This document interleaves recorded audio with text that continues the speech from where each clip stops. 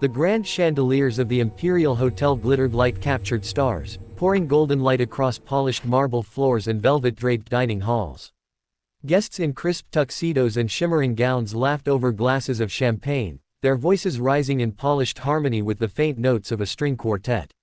Yet beneath this glamorous world of privilege and power, a storm was about to break, one that would shatter arrogance, expose hidden truths, and leave everyone in stunned silence.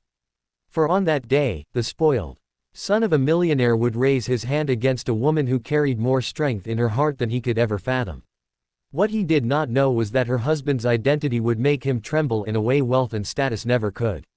Friends, if you believe in kindness, second chances, and stories that remind us of the true power of the human spirit, please take a moment to like this video, share it with someone who needs hope, and subscribe to our channel, Kindness Corner. Your support helps us bring these real emotional journeys to light. The woman's name was Clara. She was young, gentle, and visibly pregnant. Her apron tied carefully around her growing belly as she moved quietly through the banquet hall. With rubber gloves tucked into her waistband and a weary smile, Clara worked long hours cleaning, serving, and ensuring that the wealthy guests never saw the exhaustion etched into her bones. Every step she took was for the child she carried and for the dream of giving her baby a life free from hunger and shame. Though life had never been kind to her, Clara carried herself with dignity, her spirit unbroken by hardship.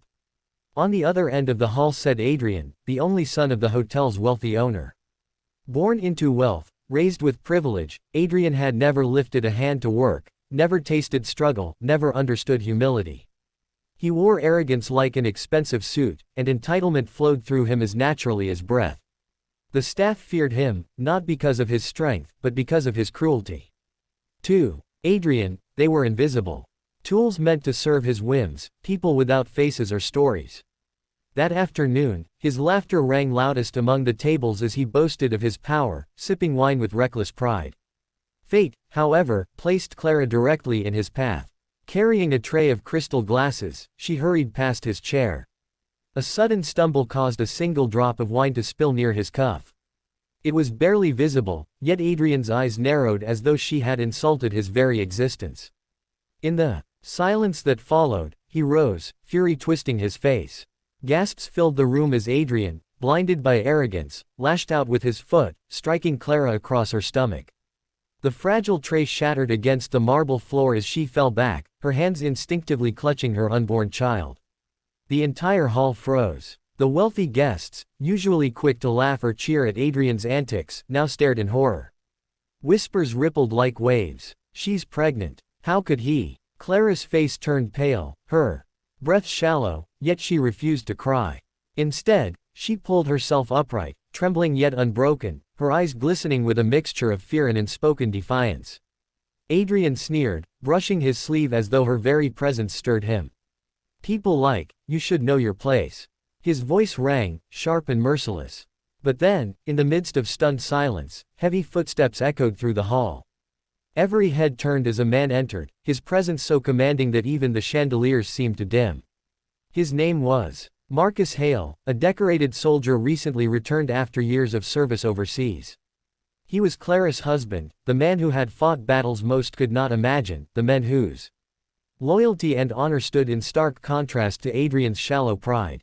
Marcus's eyes fell on Clara, trembling and holding her belly, and something inside him snapped. The uniform of war was gone, replaced by a simple shirt and worn boots. Yet his aura carried the weight of every battlefield he had survived. Slowly, he approached Adrian, who suddenly found his arrogance faltering. The laughter that once filled the hall had vanished, replaced by a silence so thick it seemed to suffocate. Without a word, Marcus stood between Adrian and Clara. He didn't raise his fist, didn't shout, didn't demand an apology. He simply looked into Adrian's eyes with a depth of pain and fury that only a man who had nearly lost everything could possess. That gaze was enough to make Adrian step back, his bravado crumbling under the weight of truth. For the first time in his life, the millionaire's son felt small. Guests whispered Marcus's name, now realizing who stood before them. Stories of his bravery were not unknown. His sacrifices had been honored in newspapers, his heroism celebrated by leaders. And here, the man Adrian had dismissed as a nobody was the husband of the woman he had just struck. It was a revelation that stripped away every ounce of Adrian's pride. Clara, though shaken, placed her hand on Marcus's arm. Grounding him, she whispered softly that she and the baby were safe, though tears glimmered in her eyes. Marcus turned to the hall, his voice calm yet unyielding. He spoke of respect, of humanity, of how no amount of money or power justified cruelty toward the vulnerable. He reminded them that true strength lay not in wealth, but in kindness and protection of those who could not defend themselves. His words echoed like thunder, cutting through the shallow glamour of the banquet, leaving guilt and reflection in its wake. Adrian, pale and shaken, could not meet Marcus's gaze. The men, who had stooped like a peacock minutes earlier, now stood silent, ashamed before a room full of people who once admired him.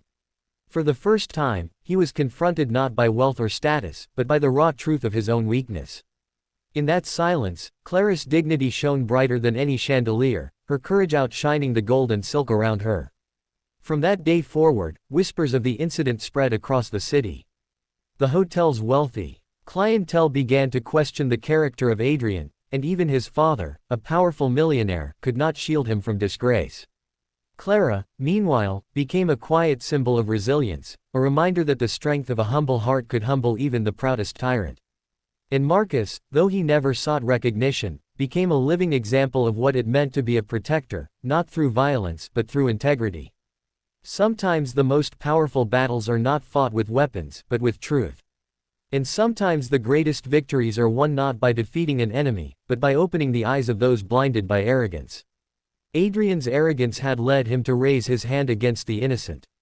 But the truth of Clara's husband left him frozen, forever changed by the moment he realized the weight of his actions. If this story touched your heart, please like this video, share it with others, and subscribe to Kindness Corner. Every click helps us spread stories of compassion, justice, and humanity in a world that desperately needs them.